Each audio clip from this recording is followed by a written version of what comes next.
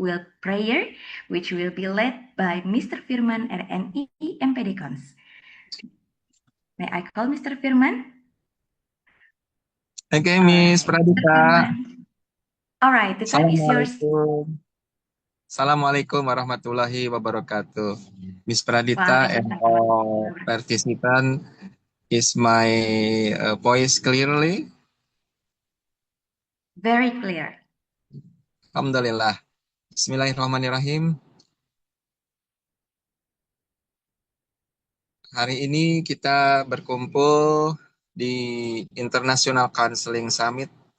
Semoga Allah Subhanahu wa Ta'ala memberikan keberkahan kepada kita semuanya, sehingga apa yang sudah diniatkan, direncanakan, berjalan lancar. Untuk itu, mari kita semuanya menundukkan hati dan pikiran kita, mengangkat tangan tengadah kepada Allah Subhanahu wa Ta'ala.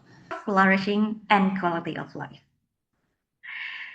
Make a salad using a strawberry. If it is sour, so don't throw it away. This is me, Pradita Wulandari, and I'll be your MC for today. On behalf of the EduPotensia Foundation, I would like to extend my very warm welcome to all of you. We hope you will learn a lot today because we have lined up for you to be fruitful and engaging. All right, to make this event more meaningful, let us begin this event with prayer, which will 167 people. And funds will be allocated for education scholarship and the development of education facilities at EduPotensia Primary School in Majalengka. We sincerely thank you for your participation. Thank you for your participation. We wish you all successful and meaningful experience at the International Counseling Summit. Oke, thank you Pradita. Wassalamualaikum warahmatullahi wabarakatuh. Waalaikumsalam. Yang saya hormati Bapak Ibu dan peserta kegiatan yang saya hormati, yaitu kegiatan International Counseling Summit tahun 2026. Banyak inisiator di sini dan pembicara utama. Nanti akan dilanjutkan pembicaraan ini oleh Profesor Ibdil, PhD Konselor, Sekjen Pengurus Pusat Ikatan Konselor Indonesia, juga Profesor Kadek, dan juga ada Pak harus ditata. Saya bilang begini, beringin besar, beringin itu kalau dia baru jadi tunas, kemudian dia baru tumbuh setinggi 1 meter, 2 meter, itu gampang sekali dihancurkan. Jadi ibaratnya kalau dia baru tumbuh, diinjak saja itu bisa mati. Kalau dia baru setengah 2 meteran, rantingnya mudah dipatahkan. Neurogaps. Jadi dari ini kita bisa melihat bahwa jadi teknologi misalkan itu ya, jadi kenapa gapnya masih ada? Jadi kalau kita lihat kalau di Bali contohnya gitu ya, bahwa belum ada yang bisa menggunakan teknologi dalam hal melakukan konseling gitu. Kenapa saya katakan begitu? Karena gapnya di situ adalah teknologi itu mungkin harganya masih cukup expensive because of the tools itself it is quite expensive and also inaccessible. Contoh misalkan seperti VR gitu ya, virtual reality. Love alone was not enough to truly understand people. So that's why, because in my mind, in my think, love is only two colors, black or white. So if you do something wrong, according to love, to be punished if you do something wrong. But if you clear, it's okay, you are just go along. Hubungan antara hukum dan psikologi. Sebenarnya kenapa saya pilih judul orientasi masa depan anak yang berhadapan dengan hukum? Karena saya ingin tesis saya ada hubungan dengan S1 saya. S1 saya jurusannya hukum. Terus ingin ada hubungannya. Dan secara yang tadi saya bilang, hanya hukum itu tidak cukup untuk kasih hukuman karena harus lihat dulu kenapanya. Nah, disinilah jadi Ada Sumber masalahnya apa, faktor risikonya apa, kemudian kekuatan yang dimiliki individunya apa. Jadi ini adalah sebuah identifikasi awal yang perlu kita lakukan ketika kita akan mulai sesi konseling.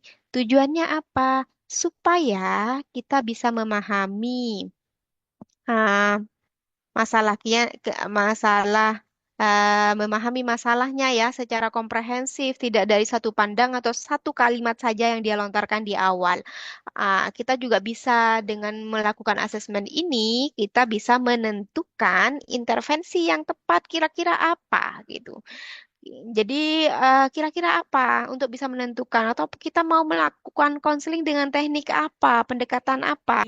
Begitu ya, melakukan absensi di setiap jam mata pelajaran berganti atau mengisi di beberapa tahun terakhir itu mengisi mata pelajaran PAK gitu, pendidikan anti korupsi atau mengisi jam-jam kosong namun dengan tema yang bukan bimbingan dan konseling itu banyak sekali hal yang atau juga begini seperti razia terkait hal-hal yang melanggar aturan sekolah.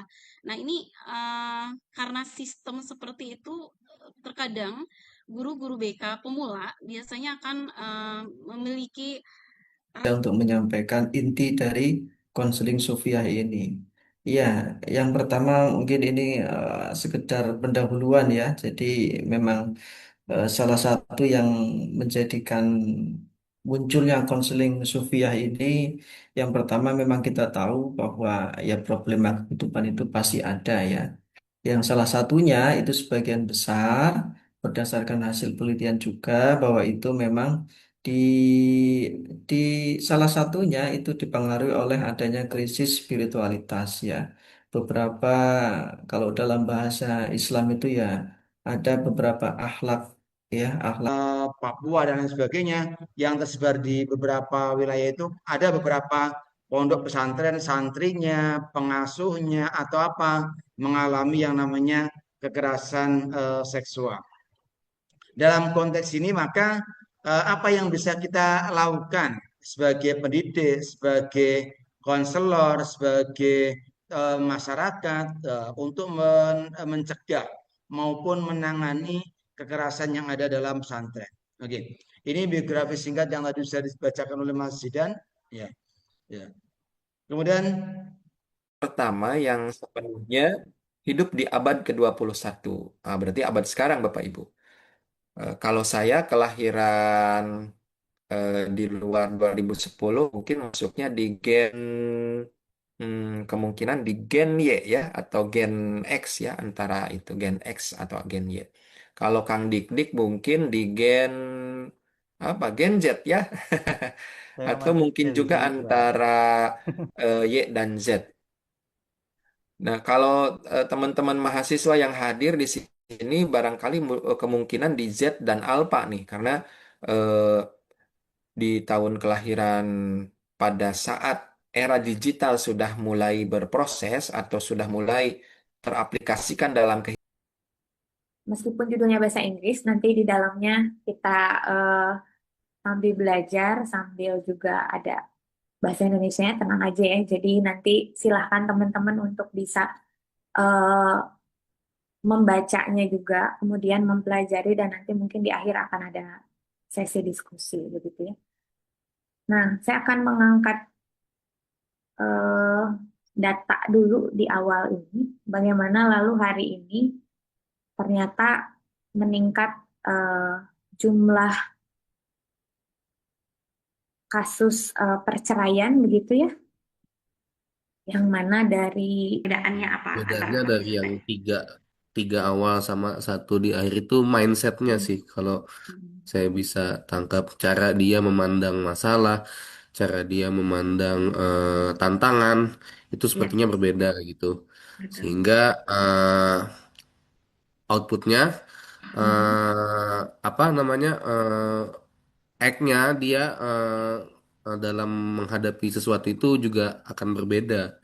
Yes. Makanya tadi jawaban saya mungkin saya nggak mengeneralisasi semua Gen Z itu Yes, atau Gen Alpha itu lembek ya, nggak mungkin ada beberapa atau sebagian populasi dari mereka yang tangguh juga, tapi memang nggak sebanyak generasi-generasi terdahulu mungkin kayak. Gap emotional distance apa yang dirasakan suami terhadap istri, ayah terhadap anak itu ada distance, ada jarak.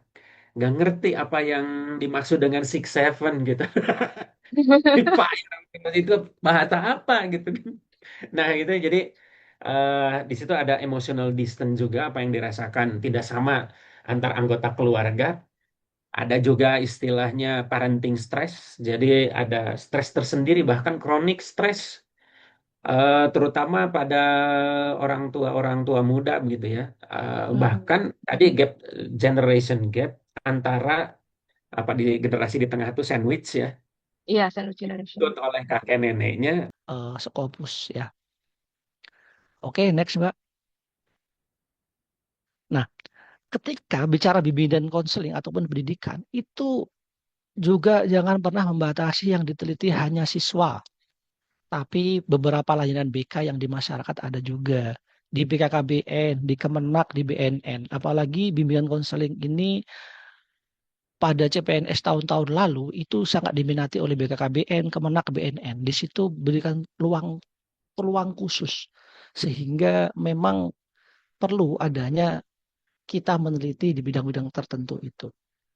Dan salah satu penelitian saya yang agak menarik, saya mengaitkan antara dampak psikologis ya. Dampak psikologis pengguna Grab, lalu dampak psikologis perempuan remaja, kekerasan seksual, dan lain sebagainya. Example, tell me about a time you enjoy your online community without feeling anxious. And next it will be discussed in the session with Mr. Mulawarman. Yes. And then cognitive behavioral therapy. Deconstructing cognitive distortion born from social media. If I don't get likes, I am worthless. We can use technique cognitive restructuring to build a mental firewall against online hate. And how about implementing comprehensive guide? Oke. Nah, ini bahasa Inggris, tapi saya dapat informasi kalau pesertanya kayaknya kebanyakan dari kita ya, dari Indonesia. Jadi mungkin kita akan banyak ceritanya pakai bahasa Indonesia aja. Oke. Sebentar, kalau mau ngecek chat itu di mana ini? Kayak baby boomers. Oh, ini dia. Oke, sekarang saya mau ya, saya boomers. Saya mau mulai dari sini. Apakah terbaca slide-nya? Terbaca, Bu. Terbaca ya. Oke. Jadi sebelum kita lanjut, saya pengen tahu what is the biggest challenge you're facing in your school right now. Ini pertanyaan untuk guru BK sebetulnya ya. Karena kan kita ngomonginnya guru BK. Tapi that's okay. Sekarang teman-teman mahasiswa, saya mau tanya untuk teman-teman mahasiswa kan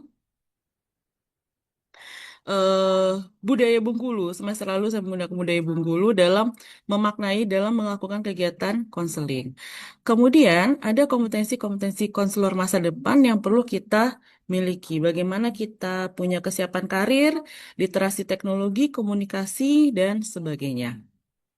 Nah, kompetensi yang pertama akan saya bahas adalah kreatif kompetensi. Jadi, saya melakukan penelitian untuk meningkatkan kematangan karir mahasiswa. Itu menggunakan ekspresif art. Tapi waktu itu masih tradisional gitu ya. Saya menggunakan tradisional dengan mereka menggunakan clay, menggunakan menggunakan gambar gitu ya. Itu semua masih sangat sederhana dan tidak menggunakan digital.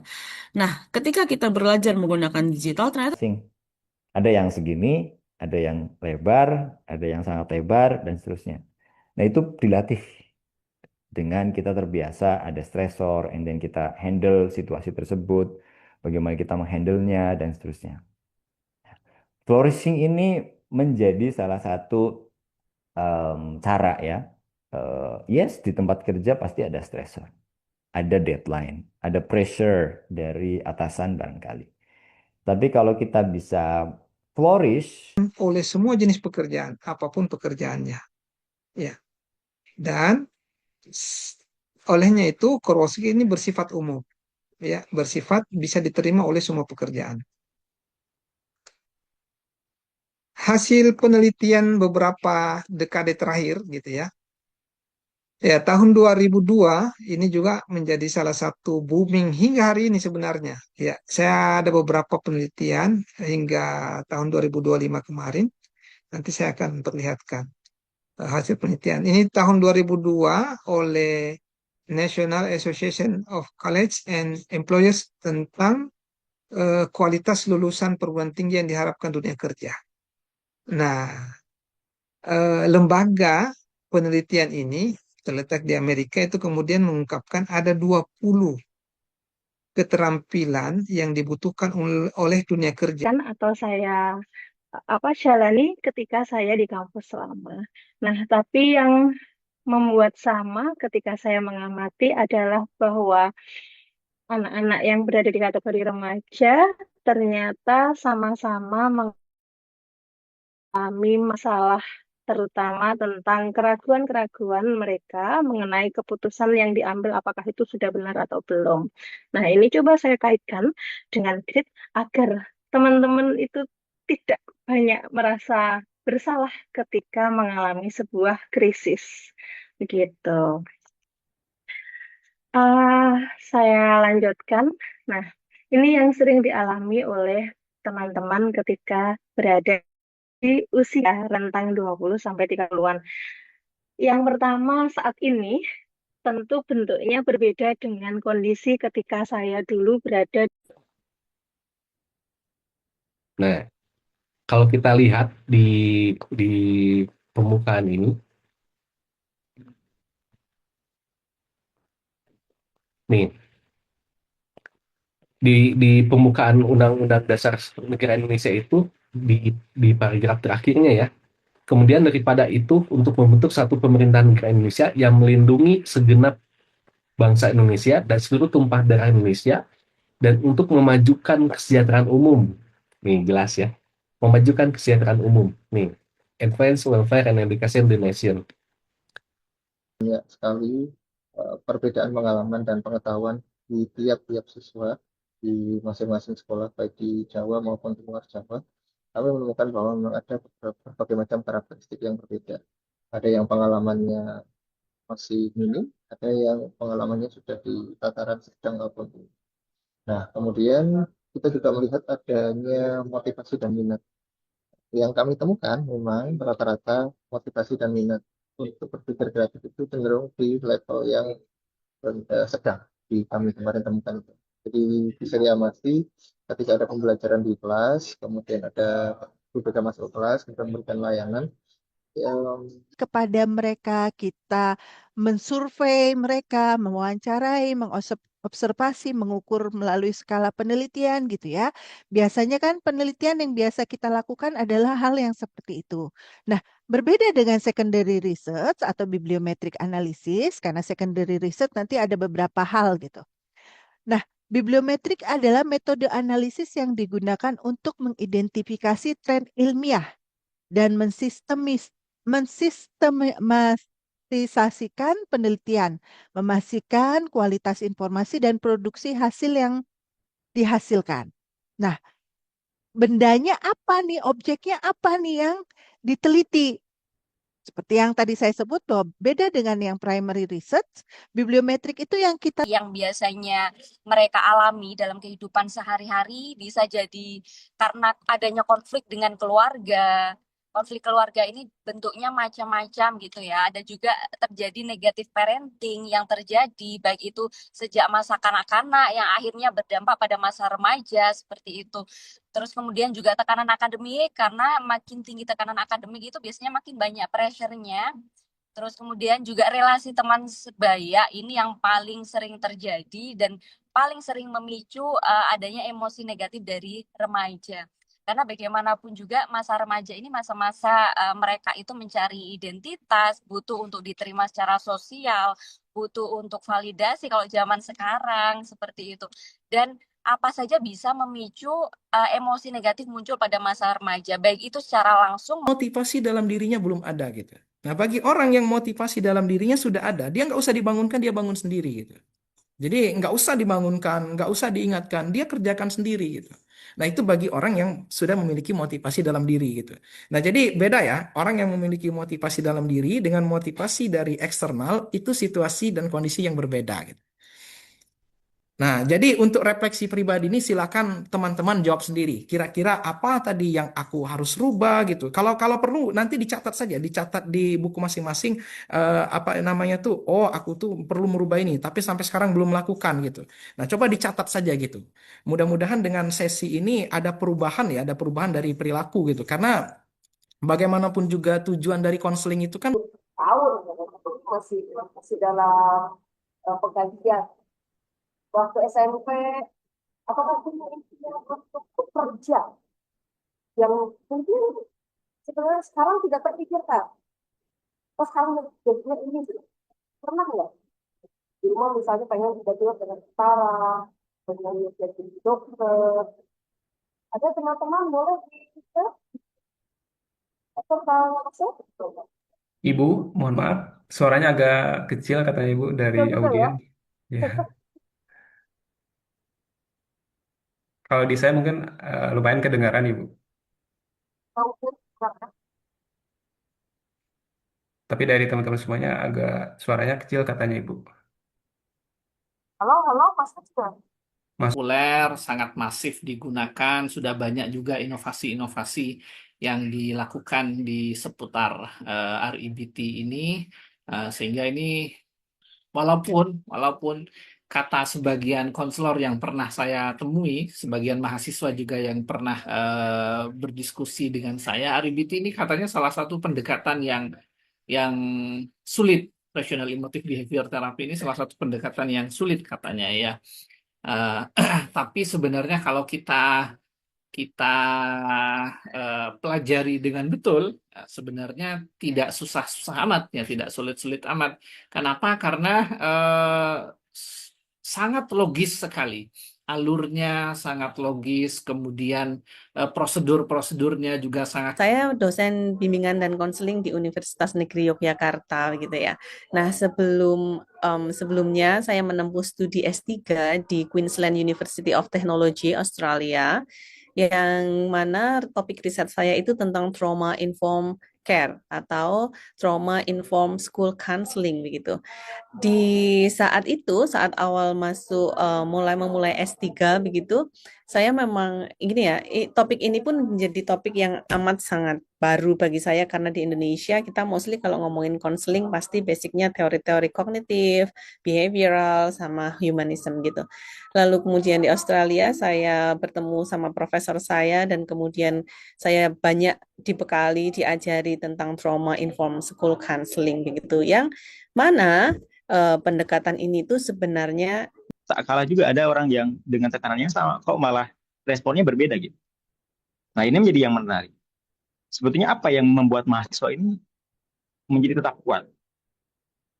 Nah, terus apa juga hal yang membuat kesehatan mental mahasiswa ini menjadi buruk? Nah, itu yang menjadi rasa penasaran saya juga gitu terhadap penelitian ini gitu ya. Nah, banyak penelitian dari sebelumnya itu menguji stigma atau help seeking itu secara terpisah Bapak Ibu. Gitu ya. Sedikit yang mengujinya secara bersama dengan adversity question. Nah, maka dari hal itu saya mencoba dalam konteks bahasa Indonesia menggabungkan bagaimana pengaruh dari adversity question, stigma dan perilaku dalam mencari bantuan profesional dan pengaruhnya terhadap kesehatan. Riset terkait dengan flourishing. Nah, ketika kita berbicara soal BK ya dalam konteks lebih luas, maka selalu ada pertanyaan yang esensial terkait dengan apa sebetulnya esensi dari konseling, bimbingan dan konseling. Apakah is about solving problem gitu, apakah hanya pemecahan masalah gitu, atau sebetulnya mau dibawa kemana? Where do we want to take the client gitu melalui BK ini? Sehingga sebetulnya pertanyaan akhirnya adalah apa tujuan akhir dari layanan BK ini? Gitu. Jadi pada akhirnya kita akan berbicara hal ini. Dan ketika ditelusuri lebih dalam, masuk ke dalam lebih sudah sangat luar biasa naiknya berkali-kali lipat. Ini inflasinya sangat luar biasa. Nah, maka kalau misalkan kita membimbing atau melakukan layanan coaching karir, bimbingan karir, konseling karir dengan data yang lama, maka itu tidak akan membantu banyak Bapak dan Ibu. Maka kita perlu melakukan adaptabilitas dengan situasi. Nah, itu contohnya. Kemudian yang kedua, Bapak Ibu, mental toughness ini komponen berikutnya adalah kesadaran diri. Nah, kalau dalam katakan teori lain mengatakan ada yang disebut sebagai mindfulness gitu kan, atau kita menyadari apa sih Pak MJ yang disadari? Pertama itu menyadari kekuatan dirinya. Kadang-kadang orang kalau dalam kondisi stuck Bapak dan Ibu itu dia nggak punya pemikiran atau kita menemukan, misalnya kita browsing satu judul penelitian tentang yang sekarang itu misalnya tentang suicide gitu ya, tentang bagaimana kecenderungan orang untuk melakukan intensi mau bunuh diri gitu ya, mau bunuh diri. Itu kadang-kadang satu objek yang sama diteliti dengan cara yang berbeda, dan itu kadang-kadang membuat kita semakin bias karena kebanyakan peneliti Indonesia itu mudah sekali mengklaim keberhasilan tanpa menunjukkan pertanggungjawaban proses, pertanggungjawaban instrumentasi dan indikasi-indikasi dari awal sampai akhir, sehingga kadang-kadang hasilnya juga bisa dikatakan bias, gitu ya. Nah, itu ternyata tidak hanya 1-2 penelitian, Bapak dan Ibu serta adik-adik semua, itu jumlahnya sangat luar biasa banyak. Ya. Sehingga karena volume yang banyak itu, maka